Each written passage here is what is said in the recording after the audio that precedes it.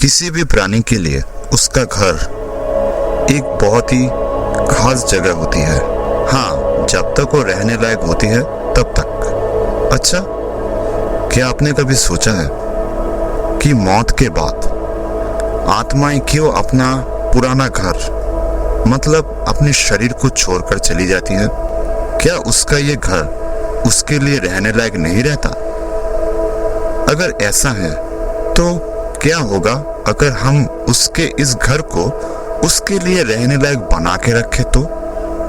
तब क्या आत्माएं मौत के बाद भी शरीर में रहेगी? चलिए आज एक एक्सपेरिमेंट करके देखते हैं। शुरू होने जा रहा है आज की कहानी, सूर्य देव के पुजारी। प्यारे विमान, 3 दिन के मूसलाधार बारिश के बाद आज शाम का माहौल काफी ठंडा हो चुका है। ऐसा लग रहा है जैसे ठंड का मौसम चल रहा है। इसीलिए मैंने तय किया कि आज रात 10 बजे के बाद मैं उस मम्मी की जांच करूंगा। अगर तुम भी जानना चाहते हो तो फिर आ जाना। अपनी को भी मैंने बुला लिया है। तुम्हारा प्यारा दोस्त सुरेश। ये खत पढ़ते ही मैं और खुद को रोक नहीं पाया। रात तो हो ही चुकी थी। जल्द से जल्द अपना खाना खत्म करके पूरे उत्साह के साथ मैं सुरेश के घर की तरफ रवाना हो गया। प्राचीन मिस्र और उसकी खोई हुई सभ्यता के ऊपर सुरेश काफी वक्त से खोजबीन कर रहा था और इस मामले में उसका ज्ञान काफी गहराई तक था। इस वजह से मिस्र में ही उसने अपने काफी वक्त गुजार दिए थे। और सिर्फ यही नहीं, प्राचीन मिस्र की जो भाषा थी हायरोग्लिफ, वो भी वो बिल्कुल आसानी से पढ़ लेता था।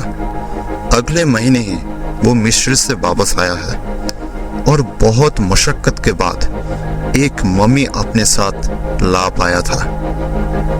अब कलकत्ता में भीषण गर्मी पड़ती है। इसी वजह से अब तक उसने मम्मी की कॉफिन नहीं खोली थी। अब मम्मी क्या है ये तो आप लोगों को पता ही है। कलकत्ता के म्यूजियम में भी एक मम्मी रखी है।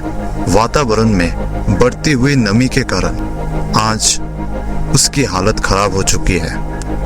वैसे आज से 40 साल पहले वो काफी अच्छी हालत में थी।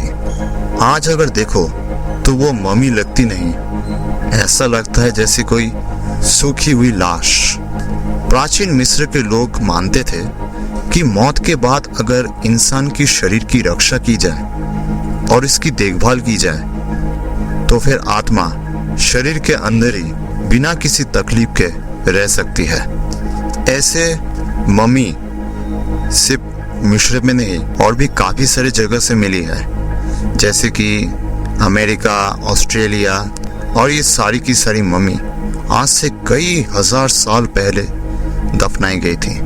प्राचीन मिस्र के लोग मरने के बाद नाक से उस लाश की भेजा निकाल लेते थे और उसके बाद पेट में छेद करके निकाल लेते थे सारी की सारी अंतड़ियां, और उसके बाद उस लाश को अच्छी तरह से साफ सफाई करने के बाद उसके अंदर डाल दी जाती थी तरह तरह की औषधि, और आखिर में और भी कई सारी प्रक्रिया के बाद उस लाश को कपड़े में लपेटकर कॉफिन में डाल दिया जाता था। इसी को कहते थे मम्मी।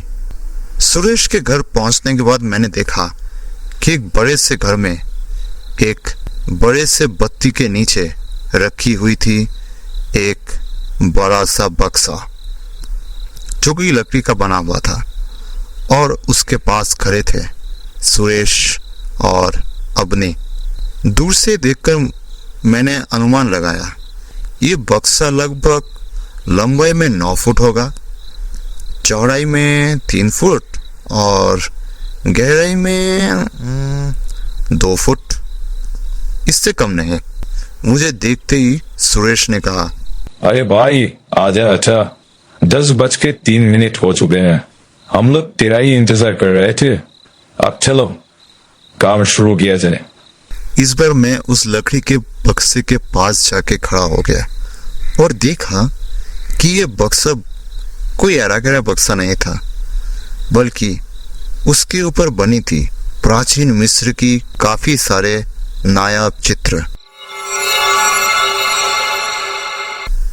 सुरेश ने इस बार उस बक्से का ढक्कन खोल दिया और उसके बाद अंदर से हम तीनों ने मिलकर निकाला एक कॉफिन और उसको टेबल के ऊपर रख दिया।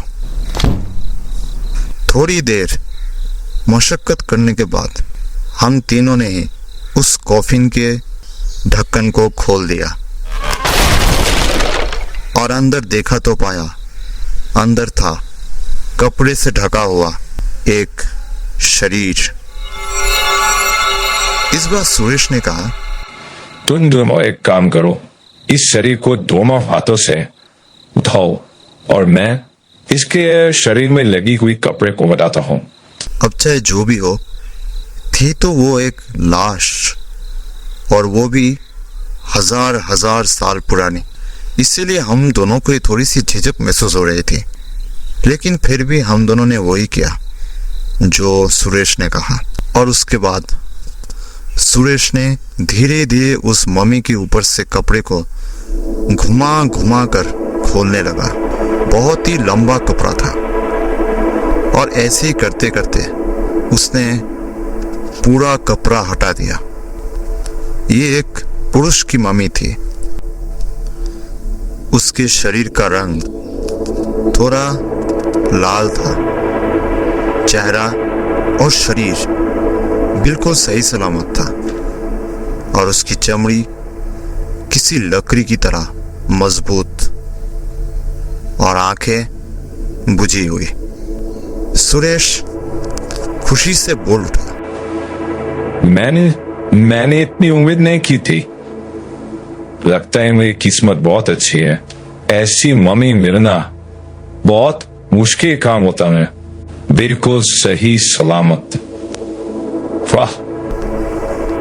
इस बार मैंने कहा, लेकिन इस लाश को लेकर तुम करोगे क्या? ये तो हिलेगा भी नहीं, कुछ बोलेगा भी नहीं। अतीत में इसके साथ क्या हुआ था ये तो कुछ भी नहीं कह सकेगा। अबनी ने इस बार कहा, सुरेश एक काम कर, अपनी जो इलेक्ट्रिक बैटरी है जरा उसको यहाँ पर ना। क्यों? मैं जरा इस शरीर के ऊपर उसको प्रयोग करके देखूंगा। अरे ये तो एक मिट्टी के पुतले की तरह है। इलेक्ट्रिक बैटरी से कुछ फायदा नहीं होगा। फिर भी एक बार कोशिश करके देखते हैं ना। सुरेश बैटरी लाया। इस बार अबनी ने बैटरी में लगी हुई तार की एक हिस्सा मम्मी के शरीर में चिपका के बैटरी को ऑन कर दिया। पहले तो कुछ नहीं हुआ, वो शरीर बिल्कुल वैसे ही पड़ा था। लेकिन थोड़ी देर में एक अजीब घटना होने लगी। वो मम्मी जो अब तक आंखें बंद करके सोई हुई थी, अब उसने अपनी आंखें खोल दी थी।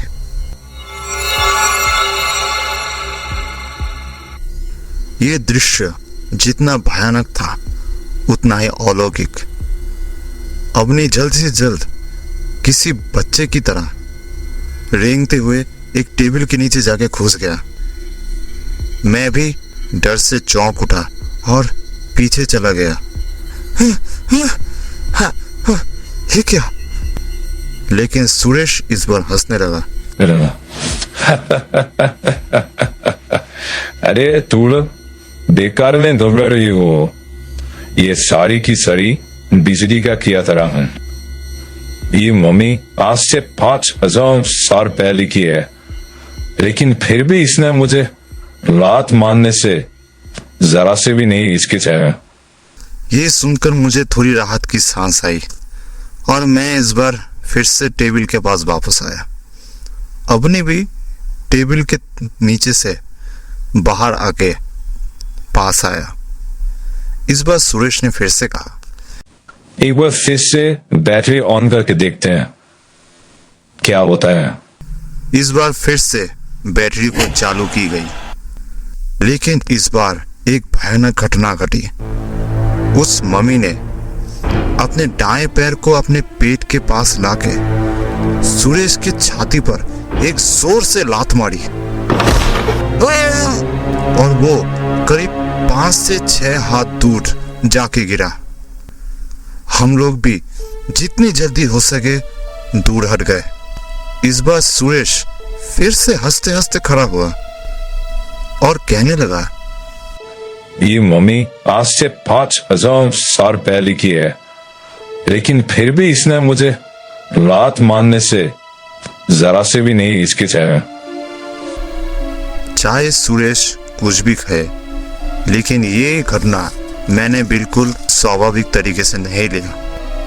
और इस बार वो मम्मी एक अजीब सी भाषा में जोर जोर से कुछ कहने लगा। बाद में सुरेश ने मुझे बताया था कि उस मम्मी ने क्या कहा था। उसने कहा था, मूर्ख, मेरी मौत नहीं हुई है। बस इतना ही सुनते ही मेरे पूरे शरीर में ठंड का स्रोत बहने लगा था। इस बार चाहे कुछ भी हो जाए, ये इलेक्ट्रिक बैटरी का काम नहीं था। बिजली चाहे कितनी भी ताकतवर क्यों ना हो, लेकिन किसी मरे के मुंह से आवाज नहीं निकलवा सकती और ना ही भाषा का उच्चारण करवा सकती है। सुरेश ने जल्द से जल्द बैटरी बंद की और किसी ऐसे पुतले की तरह खड़ा रह गया जैसे उसने कुछ ऐसा देख लिया हो, कुछ ऐसा सुन लिया हो जो उसने कभी भी उम्मीद नहीं की थी। लेकिन इस बार मैंने देखा कि वो मम्मी सांस लेने लगा था। उसकी छाती फूल रही थी और फिर से पहले जैसी बन रही थी। इस बार सुरेश ने हायरोग्लिफ भाषा में जवाब दिया, तुम मरे नहीं हो। उस मम्मी ने बहुत ही गुस्से में जवाब दिया, नहीं नहीं, मैं जिंदा हूं। आत्मा अमर होती है, मैं इस शरीर में ही रहता हूं। कौन है तुम? मैं राज पुजारी हूं। मेरा नाम है उर्मिला। सूर्यदेव मेरे पूजनीय देवता है।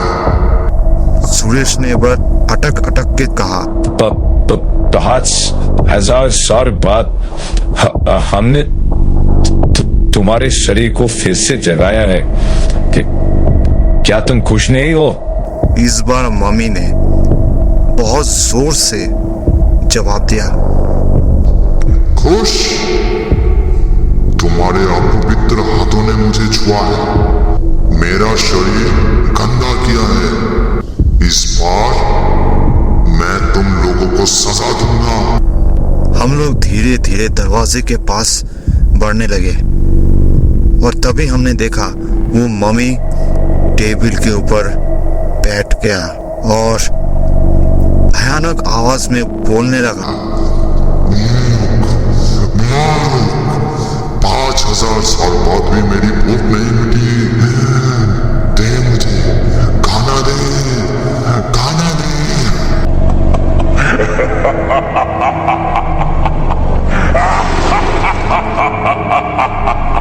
इस बार हम लोग और रह नहीं पाए। जितनी जल्दी हो सके जान बचाने के लिए वहां से भागने लगे। उस रात सुरेश हम लोगों के साथ ही रुक गया।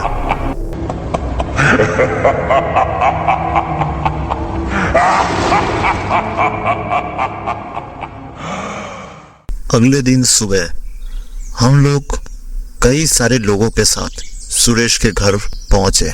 हम तीनों ही डरे हुए थे, लेकिन फिर भी हम लोग अंदर पहुंचे और देखा अंदर तो कोई नहीं था।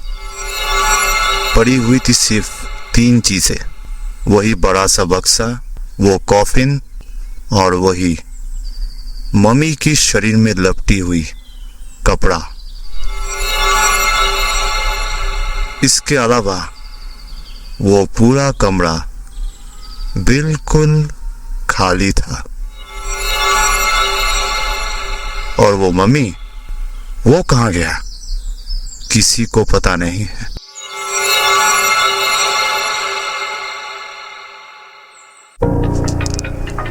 इस दुनिया में कोई भी प्राणी चाहे कितना भी शांत स्वभाव का क्यों ना हो, लेकिन अगर आप उसके घर में घुसकर उसको परेशान करेंगे तो फिर पलट जवाब तो आपको मिलेगा ही। कहानी सुनने के लिए बहुत बहुत धन्यवाद। मिलते हैं अगले कहानी में, तब तक के लिए शुभ रात्रि।